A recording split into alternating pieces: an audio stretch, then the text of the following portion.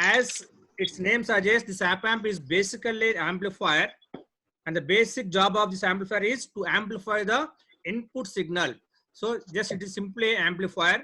Here I am applying some input signal. This signal, the function of this amplifier is to amplify this input signal. So that's why that is the operational amplifier.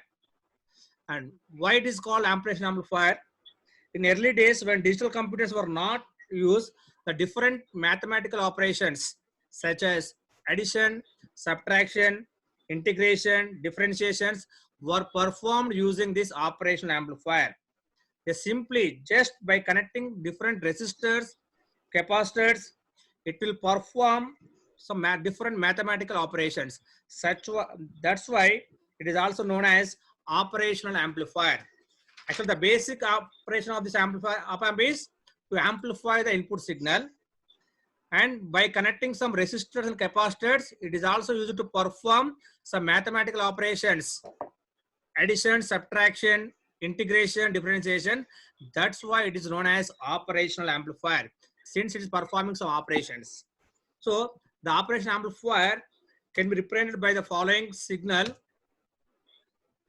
So here, if you observe this one, this is the operational amplifier schematic symbol. It is having two inputs. One is named as V1, other one is V2, and two power supplies, V plus and V minus. That is the positive supply voltage and negative supply voltage, and one output signal. Generally, it is one kind of differential amplifier with a single output. This means that it amplifies the difference between two input signals. Here the two input signals are V1 and V2. And here the two input signals are, one is called, if you observe this symbol, one is positive, other one is the negative. So that is called as inverting input terminals and non-inverting input terminals. So I will tell you why it is called as inverting and why it is called as non-inverting. So we'll see in the class.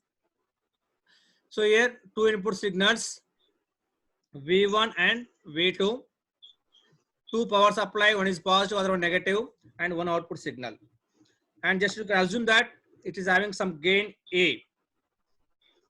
It is having some open loop gain A.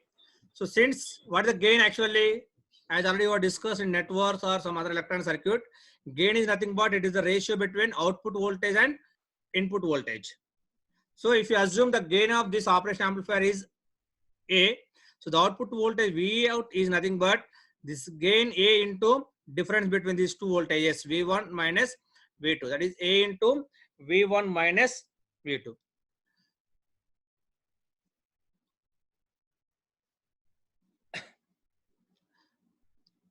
Okay, so let's see if we apply single input voltage to the non-inverting input terminal, that is positive input voltage, input terminal of the operation amplifier, then the output voltage is A into, actually what is the V1 minus V2? Here V2 is, the inverting input terminal is grounded, or negative input terminal is grounded. That's why that is V1 minus V2 becomes V1. Therefore V out equal to A into V1, where A is the open loop gain. Why it is called as open loop gain? It is the gain of the operational amplifier when there is no feedback from the output to the input. So generally we are calling the simple A is nothing but open loop gain. It is the gain of the operational amplifier when there is no feedback from the output to the input. So that's why it is called as open loop gain. So in this case, the output voltage V out equal to the gain A into input voltage applied to the positive terminal V1. A into V1. Let's suppose a sinusoidal input signal is applied to the non-inverting input terminal of the operation amplifier. This signal will be amplified by A times, that is the gain times, and output is in phase with the input signal. If you observe this one, a small sinusoidal input signal is applied to a positive terminal, and we are getting a large signal which is an amplified by a factor of A, where the output is in phase with the input signal. Now suppose we are applying the input signal to the negative input terminal of the operation amplifier, then actually what is V1 here? The positive terminal is grounded. Then V1 minus V2, V1 equal to 0, that is difference becomes minus V2. Then the output voltage V0 equal to minus A into V2. So the amplified, if we are applying a sinusoidal input signal to this negative input terminal of the operation amplifier, then here also we are getting some amplified signal, but then amplified sinusoidal signal is 180 degrees out of phase with the input signal. That's why this negative input terminal is called inverting input terminal, because the output get inverted with respect to input. Whatever the output we are getting, output this terminal is inverted form of the input signal. That's why we are calling this terminal as the inverting input terminal. Whereas if you are applying only single voltage to the positive input terminal, it is in phase with the input signal. That's why this is called as non-inverting input terminal. Okay. Suppose mute cheskunnamma. Suppose if you apply input signal between non-inverting terminal and inverting terminal of the operation amplifiers, then at output we get the output voltage V out, which is equal to the gain times the differential voltage. That is where Vd is nothing but V1 minus V2. Where A is nothing but I already told, that is open loop gain, which is actually very, very high. Generally in case of open loop, the gain is very high. That's why the operation amplifier is called as a very high gain amplifier. That is theoretically, but practically the value of gain may be in between 10 power 5 to 10 power 6. 10 power 5 to 10 power 6. So now we'll see small concept. Let's say here I'm applying some sinusoid input signal whose amplitude is 1 millivolts, and assume that the gain of this particular op amp, open loop gain, is 10 power 5. So what is the output voltage? V out equal to gain A into difference voltage. So what is the input voltage? 1 millivolt. So 1 millivolt into 10 power 5. What is the voltage? 100 volts. 1 into 10 power minus 3 into 10 power 5. That becomes 100 volts. If the input voltage is 1 volts, the output V0 would be 10 power 5 volts. That is only theoretically, but it is not possible practically. If it is really possible, I think there is no use of transformers, etc. Just we can use, we can give a small DC voltage of 1 volt or 1 millivolt. By using the operation amplifier, we are going to get the 100 volts or 10.5 volts, 10 power 5 volts. But it is only theoretically. Practically, it is not possible. The output of this op amp is restricted by a biasing voltages that is being applied to the operation amplifier. So the output voltage will be in between these two bias voltages, that is V plus and V minus. So theoretical, when we are applying 1 millivolt, we may get 100 volts, but it is not possible. It is restricted by the biasing voltages. Okay, since we are saying that high gain, we are going to get the more high voltages, but practically it is not possible. Practically it is restricted by the biasing voltages V plus and V minus. So the output voltage will be in between these two biasing voltages, that is V plus and V minus. So that will observe by a small characteristic curve, which is called as voltage transfer curve of operation amplifier. As the what is in x-axis, it is having Vd, where the output voltage is shown by the y-axis, that is V0. Vd is the difference voltage, that is V1 minus V2. As the input voltage is increasing, the output voltage also increases with a gain A. Say assume again our gain is at 10 power 6, A equal to. Say assume that the input voltage is 1 microvolt. So I applied input signal with an amplitude of 1 microvolts. So this 1 microvolts into the gain 10 power 6. So 1 into 10 power minus 6 into 10 power 6, that becomes 1 volt. If it is 10 microvolts, that is 10 volts, and so on. And so on. As soon as the input voltage goes beyond some certain critical value, the output will get saturated with plus Vsat. Say assume that I'm having some particular 15 microvolts. When it is 15 microvolts, then it is 15 volts. And next 20 microvolts input voltage, then actually the output should be 20 volts.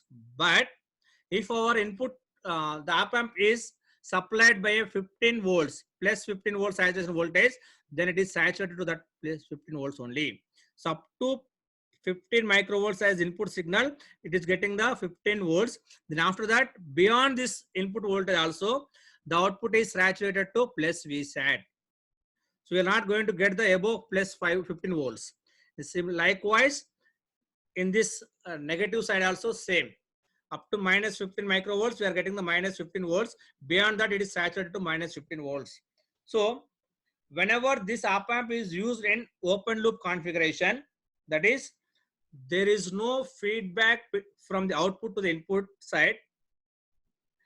At this time, even if we apply a small input signal between these two input terminals, the output will find that the output will get saturated towards positive plus Vsat or negative minus Vsat biasing voltages. So this particular characteristic of the op amp is particularly useful when we use this op amp as a comparator. So I think what is comparator already I have discussed. One second, I am going to discuss about the comparator in the second unit revision. So this particular characteristic, what are particular characteristics? If the input voltage is increasing beyond some certain voltage or certain threshold voltage,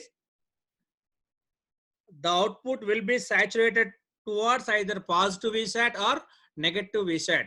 So this particular characteristic of the op amp is particularly useful when we use the op amp in as a comparator. So this is one of the applications. So apart from these applications, there are so many applications like active filters, oscillators, waveform converters, analog to digital converters and digital to analog converters, integrators, differentiators, like that. Just by connecting some external resistors and capacitors and by changing the values, we can use the same operation amplifier as many applications. So we can find these applications, op amp applications, in many ways. Basically, the operation amplifier is a versatile integrated circuit, versatile IC, and you'll find op amp in so many applications. The reason this operation amplifier is used in so many applications is because of its different characteristics. So actually, normally we are having the different types of amplifiers. In your EC or ED subjects, you have discussed the different types of amplifiers: Class A, Class B, Class C, push-pull amplifiers.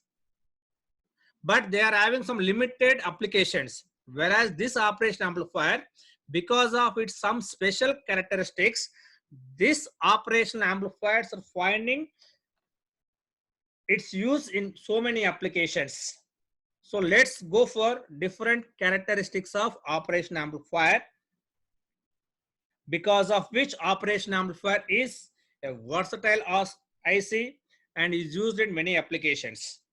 So before going to discuss about the characteristics of operation amplifier, let's see the equivalent circuit of operational amplifier. So just assume that this is the equivalent circuit of operation amplifier, where the input terminal, for positive input terminal we are applying some input voltage V1, for negative terminal we are applying V2. Between these two we are having some resistance or impedance that is called as Ri. At the output side we are getting the output voltage V0.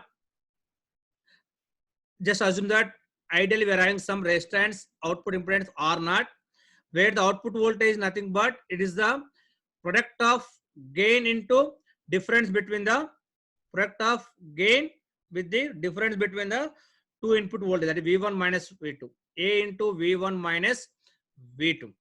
That is A into VD. So now we'll see some ideal characteristics. So here the output voltage V0 will be the open loop gain, A times multiplied by the difference between two input voltage, that is A into VD. So now we'll see the different characteristics of ideal operational amplifier. So let's see. Some of the ideal characteristics are, first one is input impedance Ri equal to infinity. For any operational amplifier, ideally the input impedance should be equal to infinite, so that whatever the input is being applied to the operation amplifier or is being applied to the input terminals of the operation amplifier will directly get applied to the op amp. I will explain in detail again. Just see. First, we'll go for these two characteristics. Always the input impedance of the operation amplifier should be infinite, so that whatever the input that is being applied to the input terminals of the operation amplifier will directly get applied to the operation amplifier, and the output impedance R0 should be equal to 0. That means whenever we are applying some output load to this op amp circuit, then the output voltage should directly get applied, come across to the RL, that output load.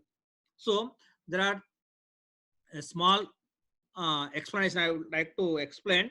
What is the reason for input impedance should be infinite and output impedance should be 0? So actually, what is our op amp? So I will come across this bandwidth and gain later. Just I would like to mention the reason for being input impedance infinite and output impedance 0. So generally, why does op amp have high input impedance and low output impedance?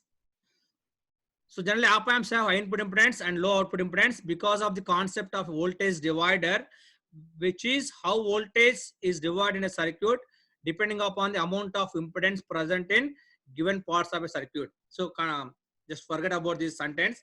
I would like to explain. Meaning endante just okay. Last 10 minutes. Just we'll see about this only Ri and R0. Remaining topics we'll discuss later. So actually, what is the use of this op amp? This is a voltage amplifier. That means we have to amplify the voltage which is applied between these two terminals. So as per the voltage divider network, for example, if you are having a voltage some applied, maybe some 5 volts applied between two voltage divider circuit, maybe R1, R2. So as per the voltage divider, which resistor is having more voltage drop? The resistor which is having the high value. The resistor which is having the high value, there we are getting the high voltage. That means here I am applying some 1 millivolts or 2 millivolts. The same 2 millivolts has to be applied to the operation amplifier. So how we are going to apply this one? We are connecting the signal to this operation amplifier by using some connecting wires or some probes. These probes or connecting wires may also have some resistance. But if the resistance of the probes or connecting wires is more than this input resistance, what happens? More amount of voltage dropped across that particular connecting wires. Only less amount of voltage is applied to the operation amplifier. But that is not our choice.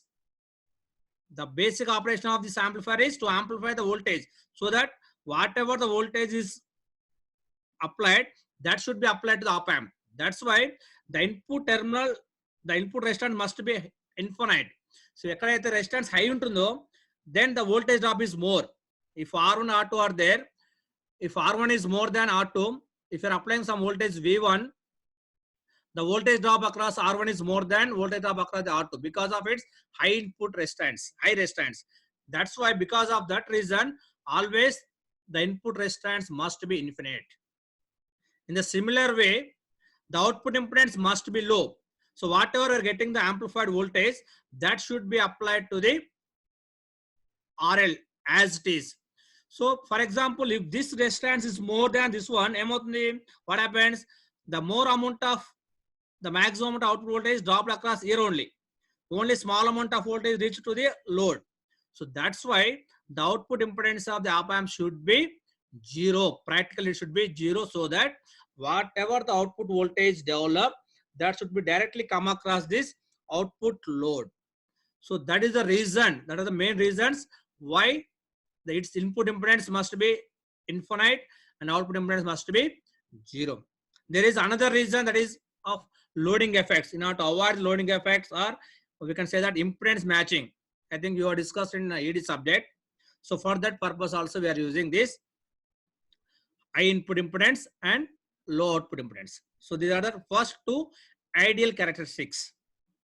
So apart from this, the other characteristic is the bandwidth of this particular operation amplifier should be infinite. What is the bandwidth? That is the range of frequencies over which it is using.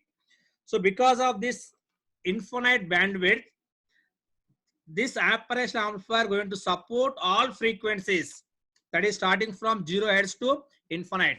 You are going to apply different types of input signals, that may be sinusoidal, square wave, or any type of signal. Your op amp in a position such that it should support for all the frequencies, that is 0 to infinite. So because of that reason, ideally operation amplifier should have infinite bandwidth. And another characteristics, that is the open loop gain of the operation amplifier is infinite. Apart from this, whatever these two input voltages applied, whenever these two input terminals are at 0, that means the output voltage to the output voltage should be equal to 0. That means whenever the input terminals, the difference between the input terminal is 0, the output should also be equal to 0. These are some ideal characteristics. Apart from this, we are having some other characteristics, that is slew rate and CMRR. I will discuss the CMRR and slew rate in the next class. So this is about a small idea, small revision about the operational amplifier, small characteristics.